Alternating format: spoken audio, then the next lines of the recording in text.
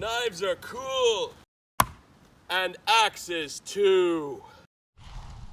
All right, hello everybody, I'm Robert Breaker, and today I've got a special little thing for you. This is something I've been looking for many years. Kind of wanted one of these. I'm a big fan of World War II, so I like World War II stuff. But I kind of like this and I kind of don't. And I always wanted to get one, but it's almost impossible because getting an original World War II one, good luck with that. There weren't that many made. So I'm thinking, well, you know, how do I get one of these? Do I get one of these? They've made a lot of reproductions, but very few are the actual company that would have made them in World War II. I don't know exactly which one this is, but this one is pretty cool. So I was at a gun show and I'm looking at it and I'm thinking, wow, okay, so this is this looks like what I want. And he tells me it's a reproduction from the 60s, but that it's actually made in England. So without further ado, let me show you what I got here. This is a Fairbairn Sykes Commando knife. And again, this is a reproduction because it has the elastic here. And this is one of the weirdest things because it doesn't look that great to me. The blade pattern is just strange. Look at that. I mean, it's just, but it is super sharp on both sides and a very, very pointed.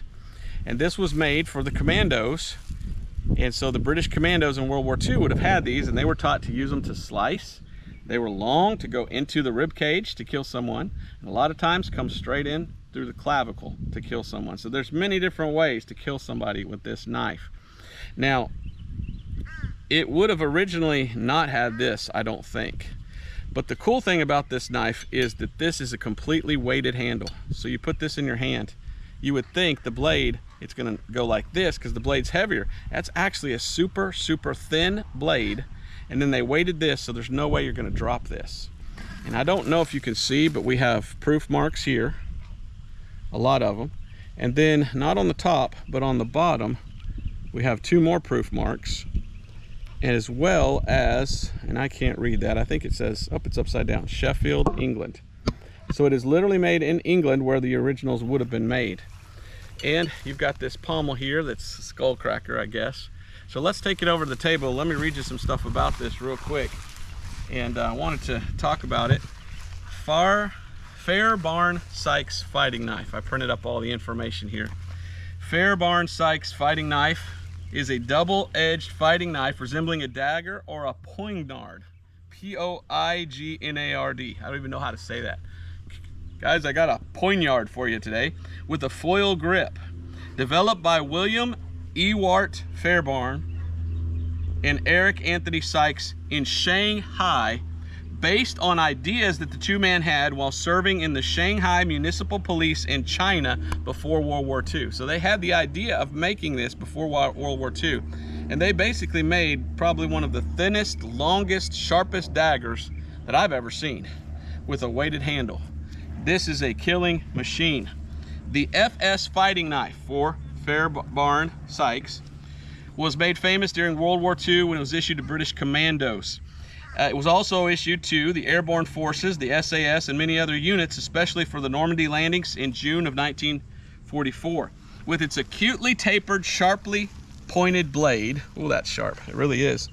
It says here, the FS fighting knife is frequently described as a stiletto, a weapon optimized for thrusting. So this is more of a thrusting knife. You want to get that in as far as you can, and the sooner you get that in and the farther in, the sooner the guy dies. And so this was used by the Commandos, who did a lot of raids, and in their commando raids it was all about stealth and quiet. And so they used this to be stealthy and to be quiet. It can also be used to inflict slash and cuts upon opponents. So you see those sharp edges can be used for slashing quite deep. It was made originally by the Wilkinson Sword Company.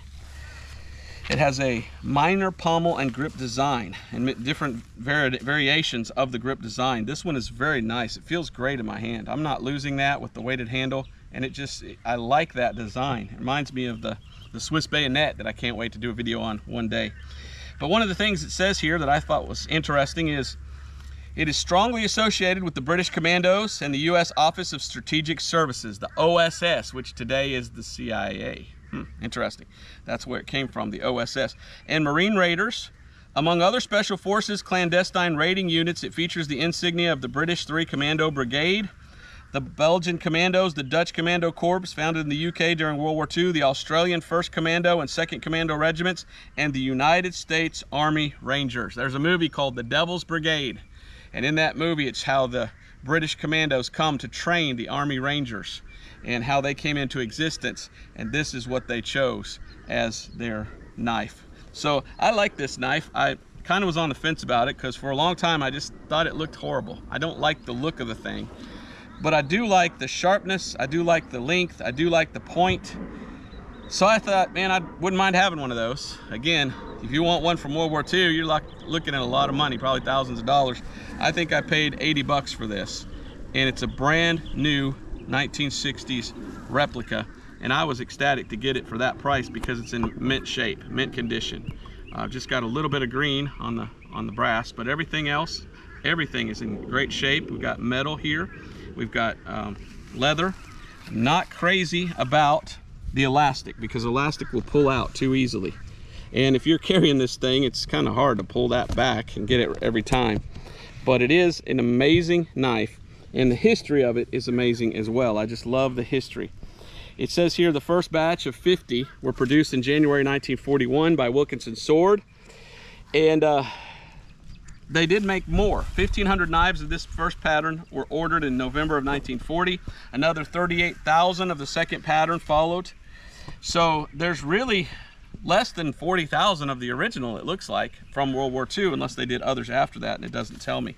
But these are fairly common, these reproductions, but a lot of them are not that well made. You want to go to the one from England where they try to do it exactly like the original World War II. And that right there, I'm just impressed with the quality, with the weight, with the sharpness. I mean, oh man, that's sharp. And it's just cool. So can you imagine being in World War II and carrying one of these right here, sneaking up on a German soldier, right in the clavicle, or up in through the rib cage, and take him down without a noise, and you go do your commando raid, which is usually blowing up ammunition depots or fuel depots or things like that. So I hope you enjoyed this. The name is pretty amazing. Fairbairn, okay? I hope I'm saying it right. F-A-I-R-B-A-I-R-N. Fair. I always want to say Fairbairn. Every time I see something in the show, they say Fairbairn, and it's like, no, it's Fairbairn, I think. Fairbairn Sykes. And it reminds us of the movie here, The Devil's Brigade, where General Robert T. Frederick is credited with a similar weapon, the V-42 Commando knife. So I guess there's a American variant of this. But that is classic World War II style and design, and just a lot of history. And I think it's ugly, but the more I look at it, the more I hold it, the more I like it. I love history, I love World War II. So I'll let you zoom in on that, and we'll close there. I'll try to bring you more World War II knives if I get some, and I hope that's a blessing. I enjoy history and World War II.